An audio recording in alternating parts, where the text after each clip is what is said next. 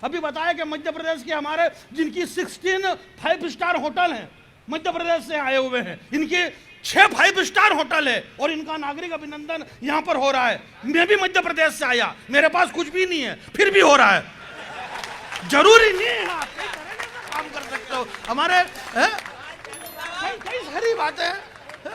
आप बिल्कुल थोड़ा माहौल को शांत कर दीजिए।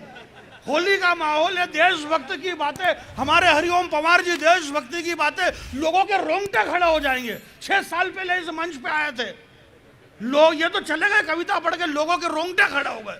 5-7 दिन हो गए रोंगटे बैठ ही नहीं रहे, रोंगटे खड़े के खड़े। छोटे छोटे बच्चे चड्डी बनियान नहीं पहन पा रहे, बीमारी समझ में नहीं आ रही। डॉक्टर को बोले बीमारी क्या है, बोले रोंगटे की। मैं आपके बिल्कुल रोंगटे खड़े नहीं करूंगा, आपके रोंगटे खड़े करने में मालूम पड़ेगा आप खड़े हो गए, इसलिए आप बैठे रहें। और ये जो मंच पे बैठे हुए हैं इनसे मेरा करबद्ध निवेदन है, ये बहुत बड़े लोग हैं, ये इसलिए ऊपर बैठे हुए हैं क्योंकि आप लोग नीचे बैठे हुए हैं। जब तक लोग नीचे बैठे रहेंगे हिंदुस्तान में ये ऊपर बैठे रहेंगे। और इनसे भी मेरा निवेदन है कि नीचे लोग बैठे रहे, इसलिए आप ऐसा कोई काम करते रहे कि देश में लोग नीचे बैठ करके आपको सुनते रहे। तराजू का जो पलड़ा होता है, भाई साहब युवराज जी, हमारे युवराज जैन साहब के लिए मैं सिर्फ इतना कहना चाहता हूं, एक बात मेरी ध्यान से सुनना।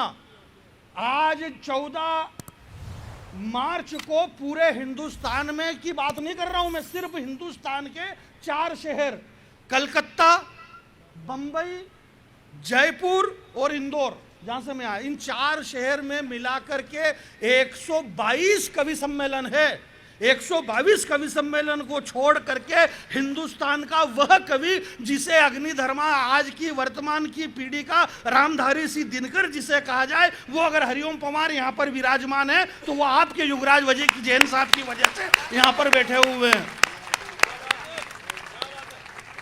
हमारा हिंदी कवि सम्मेलनों में कई तरह की कहावत है। लोग कहते हैं कि फिल्मी दुनिया वाले को इस बात का घमंड है कि उनके पास में अमिताभ बच्चन है, क्रिकेटरों के पास में विराट कोहली है, उद्योगपतियों के पास में अनिल अंबानी है। बहुत सारे कवि कहते हैं कि हमें इस बात का घमंड है कि हमारे पास में हरिओम पवार है। नहीं, बात ताली मत बजाओ आप, ताली बजाने से कोई फर्क नहीं पड़ेगा। कोई कवि ज्यादा ताली बजा लेगा, इससे कोई फर्क नहीं पड़ रहा, क्योंकि जितना पेमेंट है वो पहले से फिक्स हो चुका है।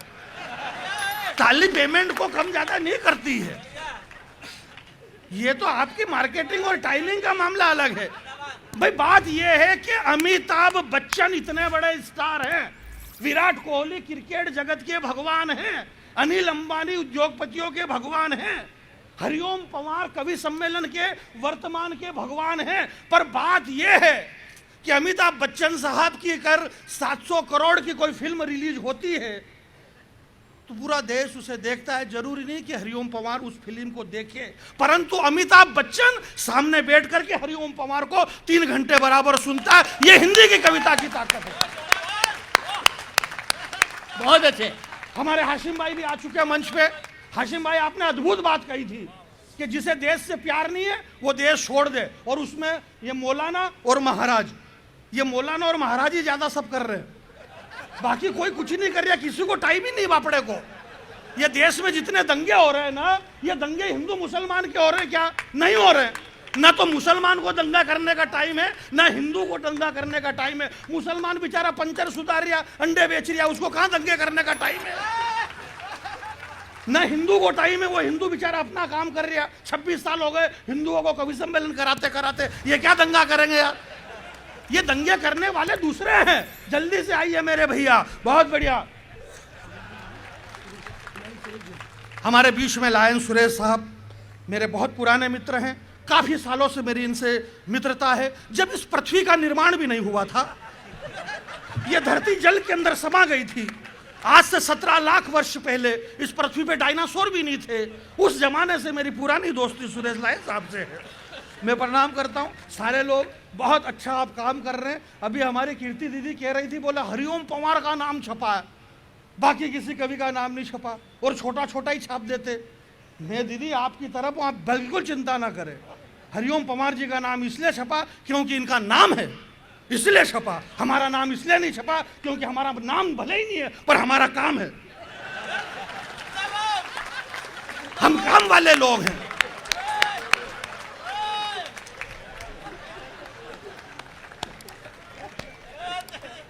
मतलब नहीं, बात ये नहीं है, कुल मिलाकर के बात ये है कि बात कुछ भी नहीं है और कुछ भी बात नहीं ओरिजिनल, इसमें ऐसा कुछ भी नहीं। हमने जबरदस्ती का लोड ले रखा है।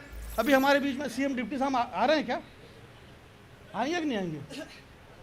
कोई तो बोलो जोर से, इतना क्या लूज कॉन्फिडेंस कर दिया भाई? आए तो आए, नहीं आए तो आप अपना कॉन्फिडेंस बना के रखो कि हाँ आएंगे, भले ही नहीं आए वो, और नहीं आए तो भी क्या फर्क पड़ रहा, परंतु अपनी हिम्मत को रखो। आपने बहुत बड़ा काम किया है। ये उड़ान संस्था जो 26 वर्ष से ये कवि सम्मेलन करवा रही है, और इस उड़ान संस्था में एक बात बताना चाहता हूं मेरे भाई, इस दौर से आप देखिएगा, एक नेपाली आया टोपी पहन करके, जिंदगी भर इन्होंने इंडिया वाले को टोपी भी नहीं है।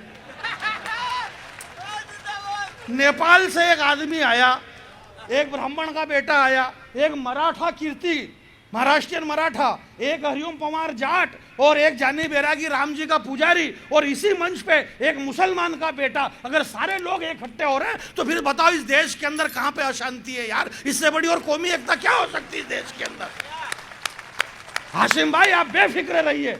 आपने कहा ना कि ये मौलाना और महाराज ये देश छोड़ दे, ये बस यही नहीं छोड़ रहे हैं यार। मेरी बात आप समझ नहीं रहे, और मैं नहीं समझ रहा तो मेरे को कोई लेना देना नहीं। आप समझो, क्योंकि समझाने का काम मेरा है ही नहीं, ये काम मेरा नहीं है युवराज जी समझाने का, ये काम योगी आदित्यनाथ जी का है कि जो जिस भाषा में समझेगा उसको उस भाषा में समझाएंगे।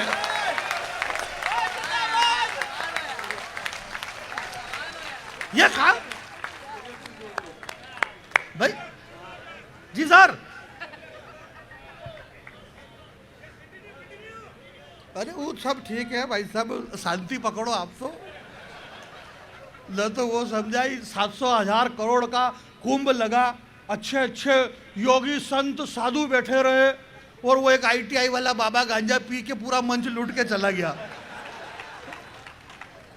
खाली पूरे सिंहासन में मोनालिसा की आंखें, जिधर देखो उधर मोनालिसा की आंखें। सनातन धर्म, इस बड़े मंच से मैं एक बात कहना चाहता हूं, मेरे बड़े आदरणीय बड़े विद्वान लोग और बहुत बड़े भामाशाह इस मंच पर बैठे हुए हैं, मैं क्षमा चाहता हूं, हास्य विनोद में कुछ भी कह सकता हूं। इन भामाशाहों की वजह से हिंदुस्तान का सनातन धर्म जिंदा है। जब अरावली की पहाड़ियों में दर दर महाराणा प्रताप जब भटक रहे थे, वो महाराणा प्रताप जब थकने लगे, उनके हौसले टूटने लगे, तब उन महाराणा प्रताप की अरावली की पहाड़ियों में पीछे से किसी ने कंधा थपथपाते हुए कहा कि हे प्रताप सिंह, तुम चिंता मत करो, ये संपूर्ण संपत्ति इस वतन के नाम पे, इस मेवाड़ के नाम पे वो आवाज लगाने वाला कोई भामाशाह का बेटा इन्हीं में से कोई रहा होगा। इन भामाशाह के बेटे को मैं प्रणाम करना चाहता हूं।